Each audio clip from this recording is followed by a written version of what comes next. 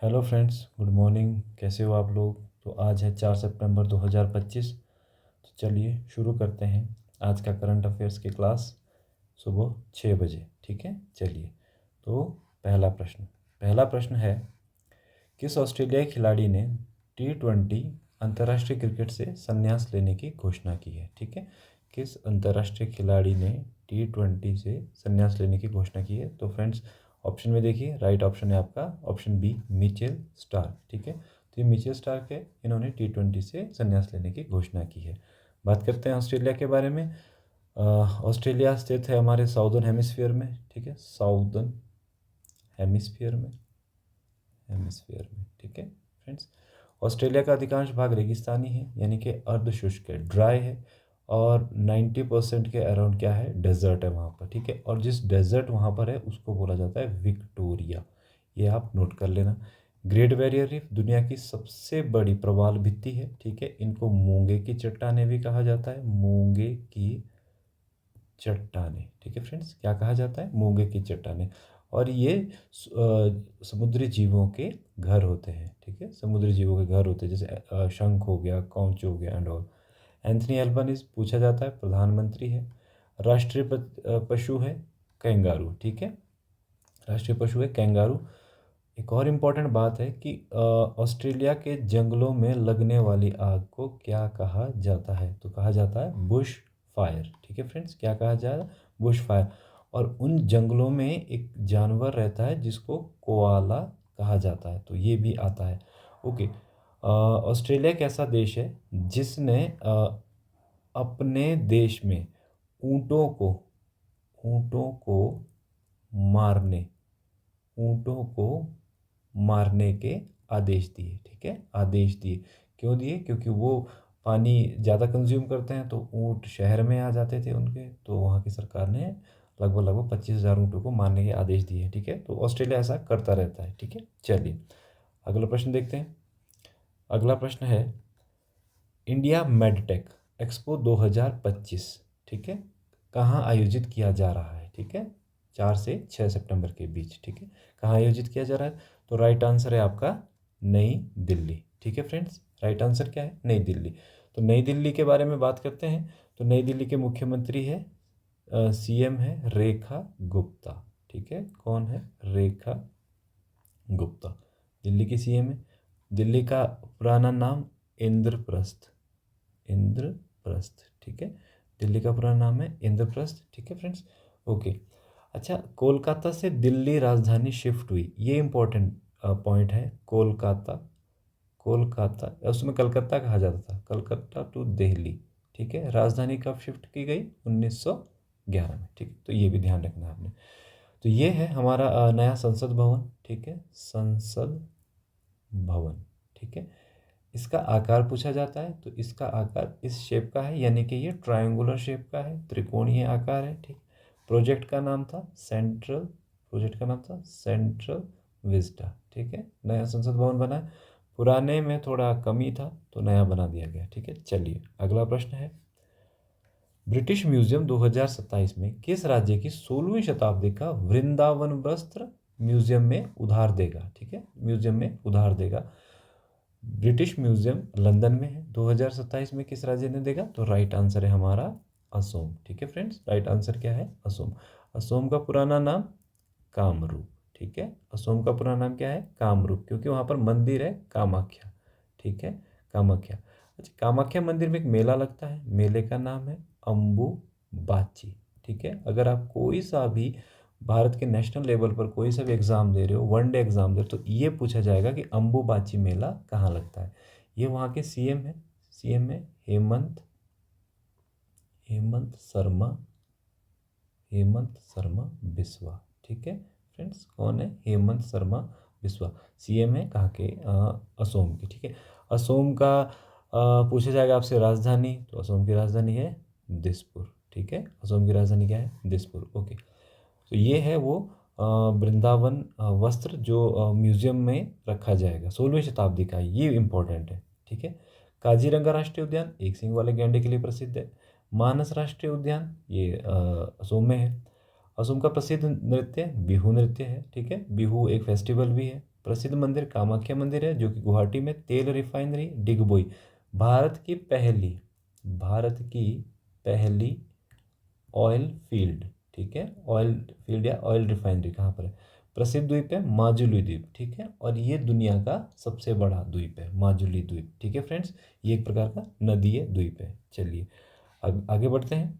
अगला प्रश्न है, भारत ने कहाँ multi lane free flow toll प्रणाली शुरू की है? ठीक है, भारत ने कहाँ पर multi lane free flow toll प्रणाली शुरू की है? मल्टी लेन का मतलब है कि एक ही लाइन पर बहुत सारी गाड़ियाँ चलेगी, मतलब एक सड़क के ऊपर बीच में टोल प्लाजा होगा पर रुकेगी नहीं गाड़ियाँ, ठीक है फ्रेंड्स, गाड़ियाँ टोल प्लाजा के ऊपर नहीं रुकेगी, वो निरंतर चलती रहेगी, ठीक है। तो इस प्रकार का शुरुआत की गई है भारत में। कहाँ पर? राइट आंसर है आपका गुजरात, ठीक है फ्रेंड्स, राइट आंसर गुजरात।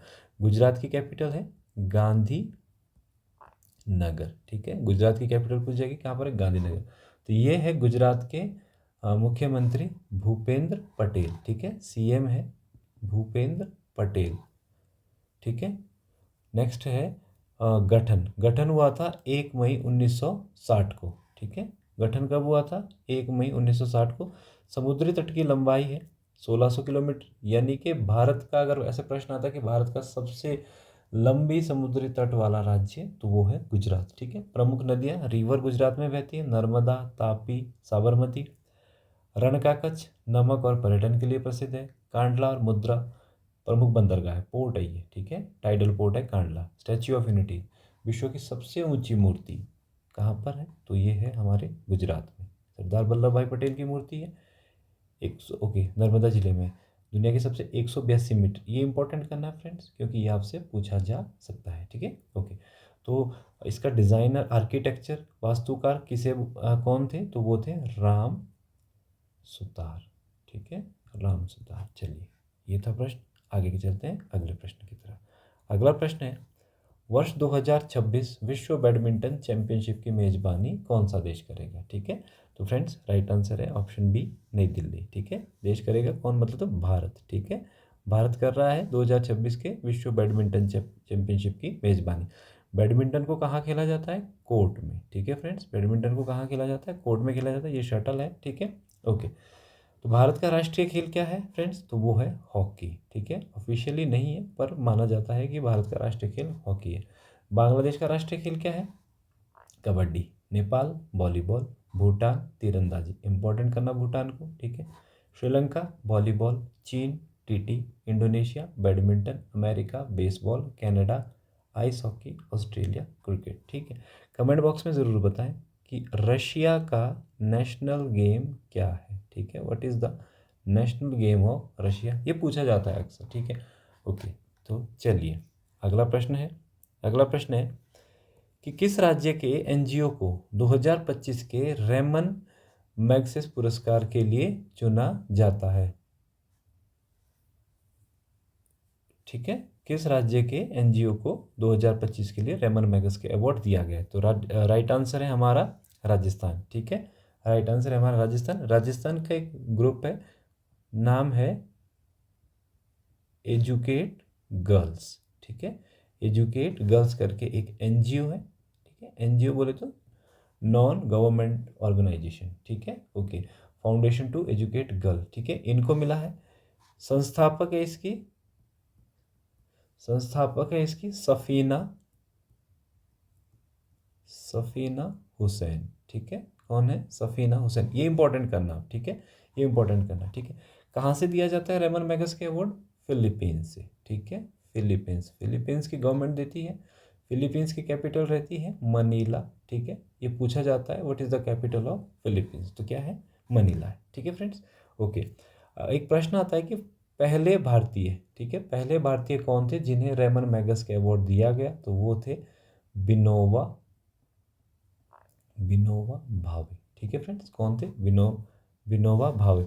ये सीएम है राजस्थान के भजनलाल शर्मा, ठीक है, भजनलाल शर्मा, ओके, भजनलाल शर्मा, ठीक है। तो ये रेमन मैगस के अवार्ड है, तो इन्होंने एजुकेट गर्ल्स एनजीओ करके रेमन मैगस के अवार्ड दिया गया, ठीक है। अरविंद केजरीवाल जी को भी रेमन मैगस के अवार्ड दिया गया है, तो ये भी इंपॉर्टेंट है। तो अभी का ये ध्यान रखना आपने, इस क्वेश्चन को very very very very important करना है। चलिए अगला अगला प्रश्न है, किस देश के प्रधानमंत्री लॉरेंस वोंग 3 दिवसीय भारत दौरे पे आए हैं राजनीतिक संबंधों की वर्षगांठ पर? ठीक है, कि हमारे पॉलिटिकल रिलेशनशिप एक दूसरे से अच्छे बने। तो राइट आंसर है ऑप्शन डी, सिंगापुर। ठीक है फ्रेंड्स, तो ये लॉरेंस वोंग है जो कि भारत के प्रधानमंत्री जी से मिल रहे हैं। ठीक है, राजधानी है सिंगापुर की, सिंगापुर सिटी है। राष्ट्रीय प्रतीक है शेर का सिर, यानी कि ये जो प्रतीक है ये किसका है? सिंगापुर का है। ठीक है फ्रेंड्स, चलिए अगला प्रश्न देखते हैं। अगला प्रश्न है, हाल ही में चर्चा में रही प्रत्यूष दूरबीन का संबंध किससे है? ठीक है, कि प्रत्यूष एक दूरबीन बनाई गई है, एक टेलीस्कोप बनाया गया है, उसको किसने बनाया है, उसका संबंध किससे है? राइट आंसर है DRDO। ठीक है फ्रेंड्स, किसने बनाया है ये? DRDO ने। ठीक है, ओके। स्थापना देखिए, DRDO की बात करते हैं तो स्थापना हुई थी 1958 में। हेडक्वार्टर इसका दिल्ली में ही है। आदर्श वाक्य है वलस्यम मूलम विज्ञानम। वर्तमान अध्यक्ष है doctor Sameer V Kamat. Missiles DRDO द्वारा, देखिए पृथ्वी, आकाश, नाग, त्रिशूल, अग्नि। आप इसको याद रख सकते हो, PATNA। पृथ्वी, अग्नि, ए फॉर अग्नि, त्रिशूल, ठीक है, पटना याद रखना आपने, नाग और आकाश। ठीक है, आकाश। तो ये DRDO का मिसाइल लॉन्चिंग सिस्टम है। ठीक है, ओके। तो ये देखिए यहाँ मिसाइल दिखाई गई है ब्रह्मोस, ये भारत और रशिया ने मिलके बनाया है, भारत और रशिया ने। ठीक है, भारत और रशिया ने मिलके बनाया है। ठीक है, ओके। नेक्स्ट है आपका अगला प्रश्न। चलिए, हाल ही में बाल बाटिका टीवी चैनल दीक्षा 2.0 प्रशांत 2.0 किसने लॉन्च किया है? ठीक है फ्रेंड्स, ये बाल बाटिका टीवी चैनल है, किसने? इसको इम्पोर्टेंट करना, जो बच्चे तैयारी कर रहे हैं कमीशंस की, लाइक TGT, PGT, टेट तैयारी कर रहा है, UGC की तैयारी कर रहा है, तो राइट आंसर है NCERT। ठीक है, NCERT ने इसकी स्थापना की है। NCERT की फुल फॉर्म है national council for educational research and training. ठीक है, संस्थापना 1 सितंबर 1961 को। ये इंपॉर्टेंट करना फ्रेंड्स, ये पूछा जाएगा आपसे। ठीक है, NCERT का मुख्यालय नई दिल्ली में। तो ये है हेड ऑफ NCERT। ये पूछा जाता है आपसे कि NCERT के अध्यक्ष कौन है? प्रोफेसर दिनेश प्रसाद सकलानी। चलिए, तो ये था फ्रेंड्स हमारा आज का करंट अफेयर्स की क्लास। आई होप आपको अच्छा लगा होगा। शेयर करें, अधिक से अधिक लाइक करें, कमेंट्स में अपने पॉइंट्स ज़रूर डालें। ठीक है, सब्सक्राइब करें। Thank you so much.